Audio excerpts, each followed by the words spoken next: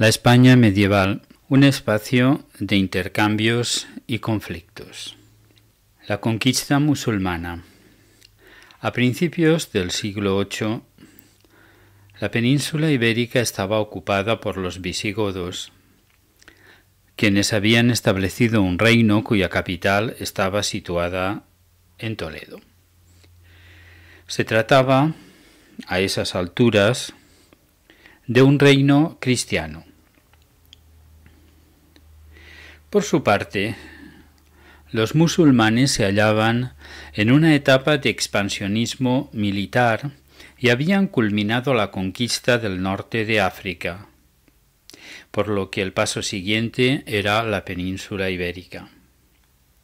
El momento era propicio porque el reino visigodo estaba atravesando una fuerte crisis motivada por diversas causas, entre las que podemos citar la demográfica, ya que sucesivas epidemias de peste, sumadas a periodos de sequía y de hambruna, habían hecho que durante los últimos 25 años había perdido un tercio de la población.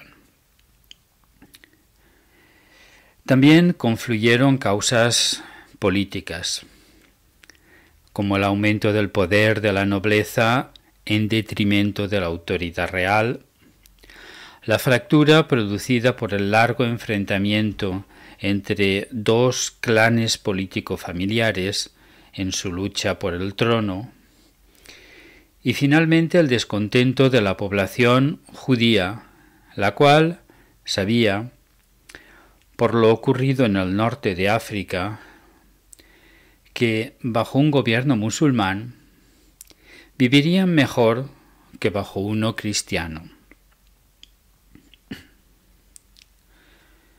Los musulmanes aprovecharon esta situación interna complicada para declararse aliados de una de estas facciones dinásticas y en calidad de tales, con el pretexto de ayudar militarmente a sus aliados, atravesaron el estrecho de Gibraltar con un poderoso ejército.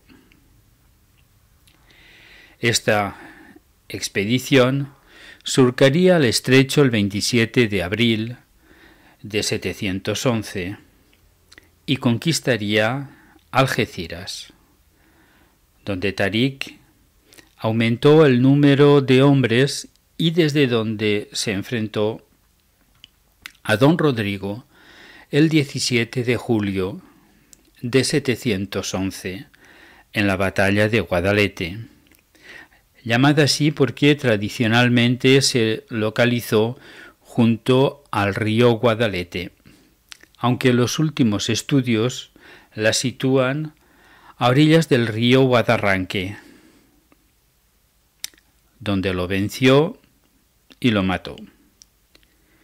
Un año más tarde, y al saber la noticia, Musa, el gobernador árabe, cruzaría el estrecho para controlar las conquistas bereberes y del imperio árabe.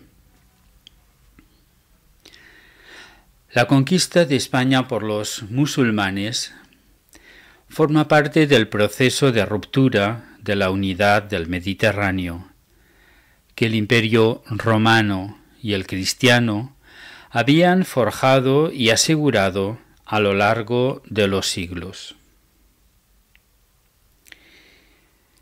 El centro de este mundo, el mar, va a dividirse en dos partes: musulmana, la meridional; cristiana, la del norte, separadas entre sí y unidas a su vez con otras culturas y países que hasta entonces les eran ajenos. La península ibérica sufrió este proceso de una forma peculiar y más intensa, ya que ella misma fue arrancada de la Europa cristiana y convertida en un verdadero país islámico. Este cambio no se produjo en forma de una invasión masiva de musulmanes, pues el número total de invasores apenas rebasaría los 10.000 sobre 6 millones de invadidos, sino mediante la creación de un Estado musulmán y la conversión de buena parte de los hispanogodos a la nueva religión. La España del siglo VIII formaba parte de una comunidad cultural y religiosa, la musulmana, que se extendía desde el Océano Atlántico hasta la India y los territorios del Asia Central. La religión, el uso del árabe como lengua culta, una estrecha red de relaciones comerciales, unían a todos los pueblos que se hallaban dentro de esta zona de influencia. El nivel económico, cultural y político de la sociedad islámica de la época era muy superior al de los cristianos occidentales. A pesar de las grandes distancias por las que se extendía, el Islam formaba un espacio económico unido. Su centro era el Mediterráneo, cuyo control escapó en el siglo IX a los sucesores del Imperio Romano. España y el Magreb formaban el extremo occidental de un sistema que se extendía sobre 3 continentes, basado en grandes reservas monetarias y en la rápida comunicación entre sus principales ciudades. Tras la conquista, se planteó el problema de la posesión de la tierra conquistada. Al principio, los conquistadores musulmanes no estaban interesados en un asentamiento fijo. Preferían la prolongación de la guerra en el país de los francos, atraídos por el señuelo del botín. Sin embargo, la batalla de Poitiers, 732, puso término a la expansión del Islam en Europa occidental, lo que les obligó a reconsiderar el problema. La minoría árabe que regía el Estado musulmán se reservó las ciudades y las zonas de regadío, cediendo las regiones menos fértiles y más inseguras, la meseta del Duero y Galicia, a los bereberes, celosos conversos al Islam y verdaderos conquistadores de España, a quienes los árabes aplicaban una injusta política de discriminación, sometiéndolos a impuestos propios de los infieles. A raíz de estas tensiones, tuvo lugar en el año 740 una rebelión de los bereberes, paralela a otros movimientos de musulmanes no árabes contra la política discriminatoria de la dinastía omeya, que fue derribada en 750. Estas luchas civiles, que en conjunto abarcaron unos 20 años, permitieron a los cristianos de Asturias la consolidación de sus fronteras. En 756, un príncipe de la perseguida dinastía omeya, Abd al-Rahman I, se convirtió en emir independiente de España. Las conquistas musulmanas no se tradujeron nunca en conversiones forzosas y masivas. No obstante, la islamización progresiva se vio favorecida por diversas circunstancias.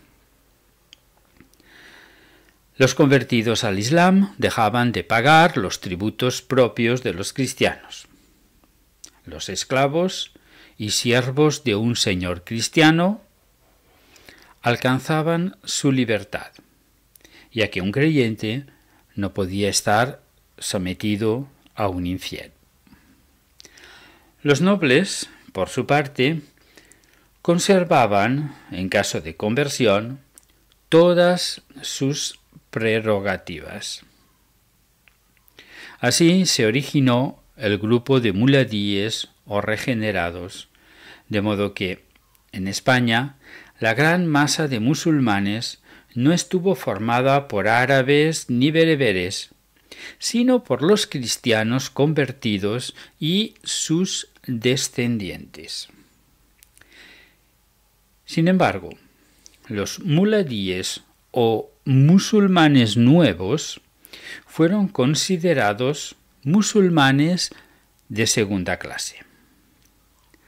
En el siglo IX, la cuestión muladí fue una de las principales dificultades que atravesó el Emirato Omeya en España, tanto si se presentaba en forma de motín urbano como de revuelta de los señores rurales convertidos.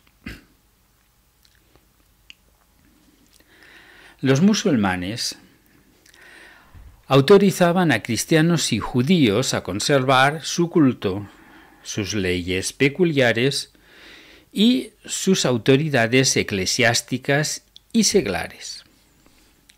Los cristianos que habitaban el dominio musulmán se denominaban mozárabes, grupo opuesto a los muladíes. El siglo IX se caracterizó por la oposición entre árabes y bereberes. Los movimientos muladíes y mozárabes pusieron en peligro la integralidad del Estado musulmán. Durante el período de mayor esplendor, el califato, se produjo un equilibrio social propiciado por el aumento de poder del soberano, apoyado por esclavos y mercenarios. A partir del siglo XI se intensificó la intervención africana en el Islam peninsular.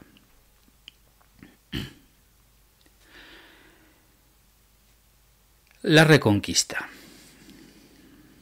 La resistencia de astures y cántabros ante el Islam fue la lógica continuación de la conducta de unos pueblos montañeses que siempre habían rechazado los intentos tanto del Imperio Romano como del Reino Visigodo de someterlos a los poderes de la llanura.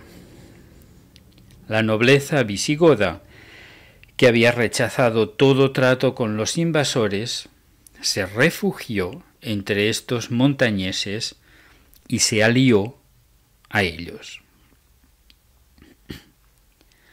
El comienzo de la Reconquista se marca con la batalla de Covadonga, 718 o 722. La primera victoria conocida de las fuerzas militares cristianas en la península ibérica. En esa pequeña batalla, un grupo liderado por el noble Pelayo derrotó a una patrulla musulmana en las montañas de la cordillera cantábrica y estableció el reino cristiano independiente de Asturias. El yerno de Pelayo, Alfonso I de Asturias, aprovechó la crisis interna del Emirato de Córdoba para extender el control desde Galicia a Álava. La sorprendente expansión y consolidación del minúsculo reino con el largo reinado de Alfonso II, 791-842, quien ya pudo vencer en batalla campal a los musulmanes, recuperó conscientemente la herencia visigoda, Officium Palatinum, favoreció la creación de monasterios y estableció la capital en Oviedo. Los avances cristianos del siglo VIII, tanto en la zona asturiana como catalana, se limitaron a aprovechar los puntos de debilidad del Estado musulmán y repoblar estos espacios con cristianos generalmente venidos del sur, los mozárabes. Enteras comunidades monásticas mozárabes vinieron del sur a instalarse en estas tierras del norte, recuperadas por los cristianos. En la península se hacía más evidente el contraste entre el mundo islámico, rico, activo, densamente poblado, y el cristiano, con cultivos pobres y sin tráfico comercial de importancia. La principal fuente de riqueza de la España musulmana era la agricultura. A través de la libre comunicación de los distintos territorios islámicos, se introdujeron en España nuevas técnicas, como la noria, y nuevos cultivos, como los cítricos, arroz, caña de azúcar. La economía musulmana gravitaba en torno de los grandes núcleos urbanos. Este carácter urbano era el principal contraste entre el califato cordobés, proclamado por Abderramán III en 929, y la Europa feudal. Córdoba era la principal ciudad de Europa, a la que se equiparaban tan solo Constantinopla y las grandes ciudades musulmanas del Próximo Oriente. En las ciudades musulmanas vivía una considerable población de artesanos y de pequeños comerciantes. Su centro era el mercado o zoco, suk, dirigido por un funcionario, el zabazoque. Los principales sectores artesanos eran los textiles y los dedicados a las industrias de lujo, vidrio, armas, cerámica, tapicería, curtidos, orfebrería. A través del Islam llegó a España la industria del papel y la sedera. Asimismo, concentraba al-Ándalus la producción minera, hierro, plomo y la preciosa sal solicitada por los pueblos de Europa. Los grandes yacimientos españoles de mercurio, cuya explotación había sido iniciada por los romanos, recibieron el nombre antonomástico de la mina, Almadén. El puerto más importante para el comercio exterior fue Almería. El comercio con Marruecos se realizaba a través de Sevilla.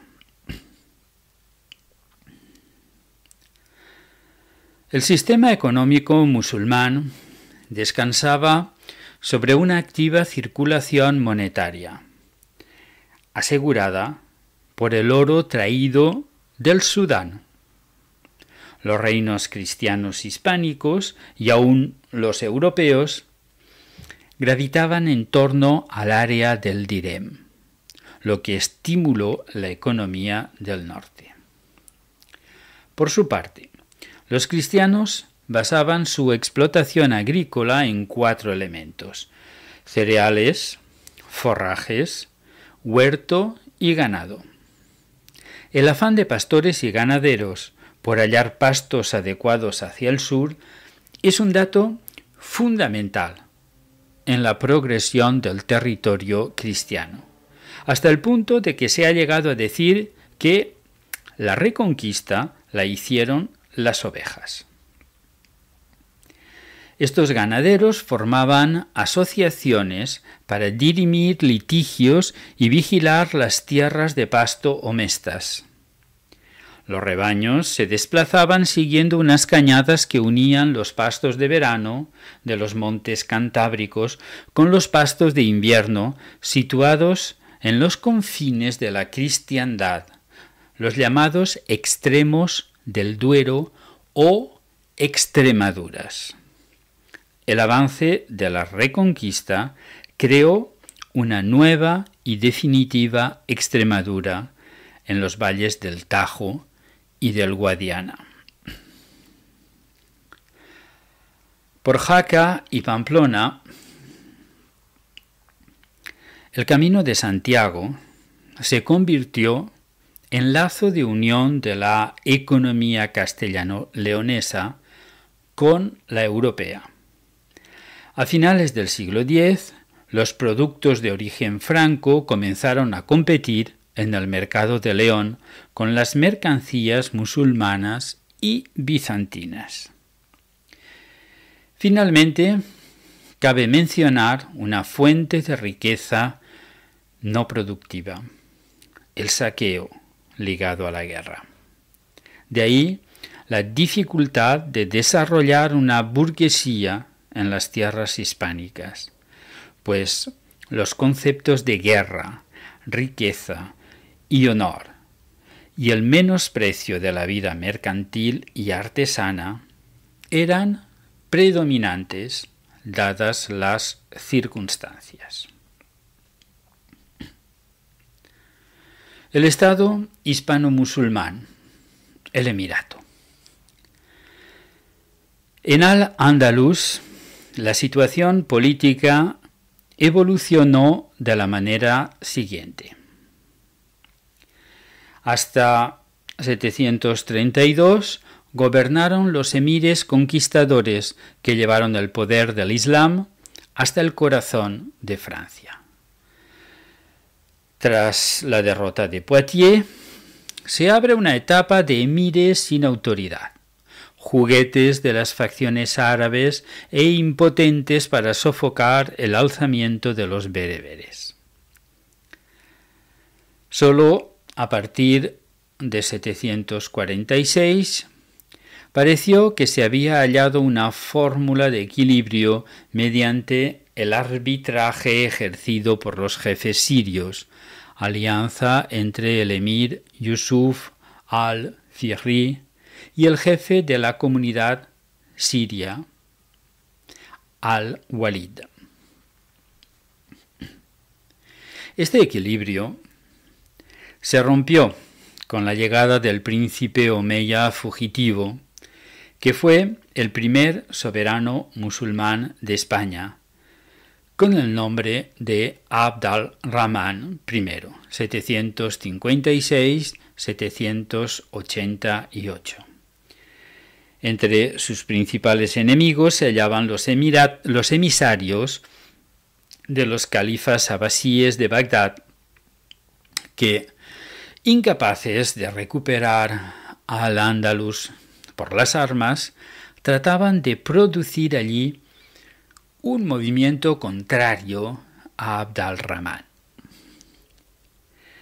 A pesar de estos obstáculos, Abd al-Rahman I logró crear un Estado musulmán independiente y unificado. Los emires del siglo IX, a partir de Al-Hakam I, 796-822, ya no tuvieron que enfrentarse a los conquistadores árabes, sino a grandes movimientos populares de los conquistados, los muladíes. Entre 912 y 932, el emir Abd al-Rahman III afianza su poder y asume el título de califa. 929. Con el título califal, el soberano de Córdoba pasaba a ser uno de los 3 grandes del Mediterráneo, equiparable al otro califa, al Fatimí del Cairo o al Basileus de Constantinopla.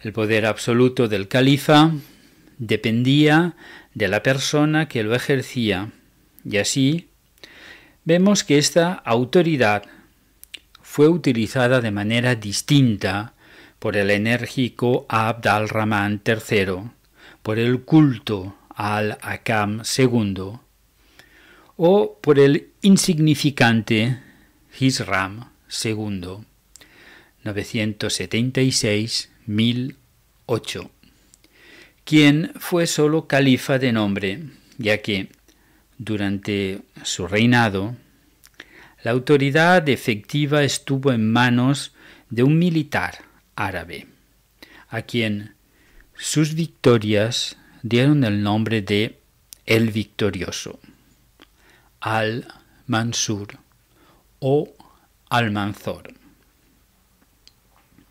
Al-Mansur murió en 1002. Su obra de gobierno le sobrevivió solamente 7 años.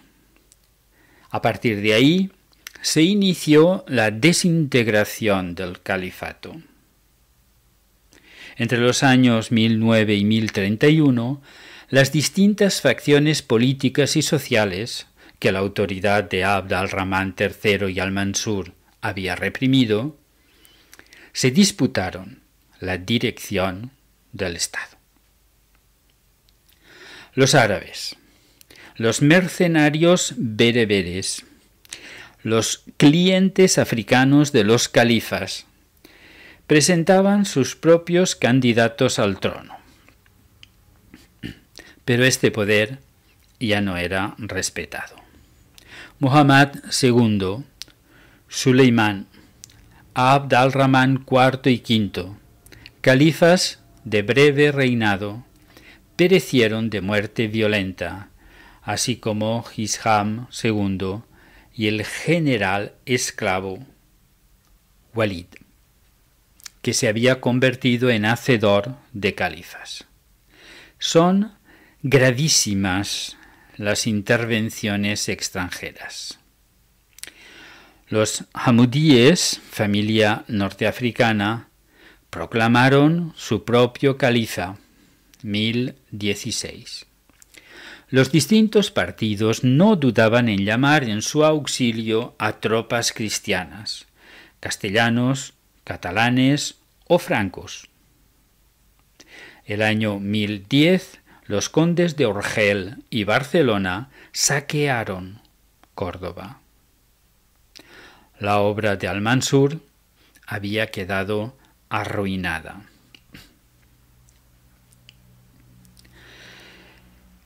En el año 1031, el último califa, Hisham III, resignará su título sin que nadie le suceda. Un consejo aristocrático se hizo cargo del poder en Córdoba, mientras los distintos jefes árabes, bereberes y eslavos erigían en las provincias los llamados reinos de taifas. Un fraccionamiento tan rápido debía influir decisivamente en la relación de fuerzas entre los estados musulmanes y cristianos. Es decir, en la Reconquista. En efecto, a partir de entonces, los musulmanes fueron perdiendo terreno y replegándose hacia el sur. Hubo, sin embargo, reacciones espectaculares, particularmente por cuanto se refiere a dos oleadas casi sucesivas de movimientos fanatizados provenientes del norte de África, los almorávides y los almohades, quienes consideraban a los gobernantes y la población de Al-Ándalus como integrantes de una sociedad degenerada. De modo que empezaron por hacerles la guerra a ellos, una guerra de musulmanes contra musulmanes. Y una vez tomado el control de Al-Ándalus y unificado su territorio bajo un mando único, la emprendieron de nuevo contra los cristianos, forzando a estos a unirse y a solicitar el apoyo de la Europa cristiana. Progresivamente, estos movimientos fueron perdiendo virulencia y de nuevo progresó la Reconquista hasta que solo quedó el reino nazarí de Granada en poder de los musulmanes. Hacia finales del siglo XV se produjo la unificación de los dos grandes reinos peninsulares, Castilla y Aragón, con el matrimonio de Isabel de Castilla y Fernando de Aragón. A partir de ese momento, la potencia cristiana resultante buscó la unidad política y religiosa de la España reconstituida. Para ello, el primer paso era obvio: terminar la Reconquista, apoderándose del reino de Granada, lo que consiguieron en 1492. También anexionaron el reino cristiano de Navarra. Ya tenían la unidad política, aunque por cuanto se refiere a los tres reinos cristianos, cada uno conservaba sus leyes particulares. Por ejemplo, los reyes tenían más poder cuando se hallaban en Castilla que cuando se encontraban en Aragón. La unificación política y legislativa completa sólo la lograría el primer rey de la dinastía de los Borbones, Felipe V, hacia el año 1700. Ahora bien, la unidad religiosa fue más laboriosa de obtener, ya que no sólo se planteaba el problema de los moriscos, sino también el de la numerosa población judía, establecida en España desde tiempos inmemoriales. Contra ellos se dictó el Edicto de Granada, dándoles un plazo muy breve, bien para convertirse o bien para abandonar el país. La mayor parte de ellos tomó el camino del exilio, dirigiéndose principalmente hacia los dominios del sultán turco, particularmente hacia los Balcanes, donde crearon comunidades que aún hoy persisten, habiendo guardado celosamente la lengua, el español del siglo XV y la cultura hispánica.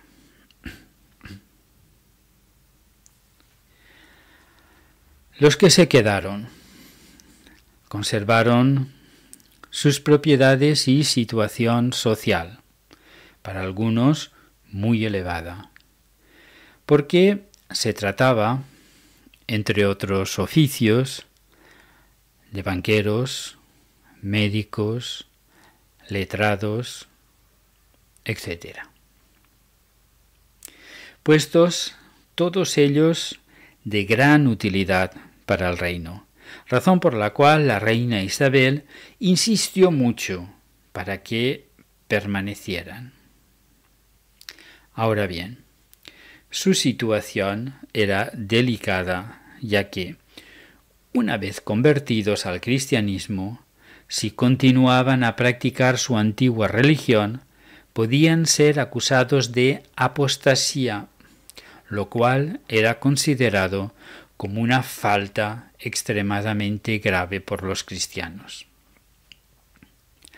Así que pasaron todos ellos a hallarse bajo sospecha. La entera sociedad católica, que entraba a su vez en un periodo de fanatismo, desconfiaba de ellos.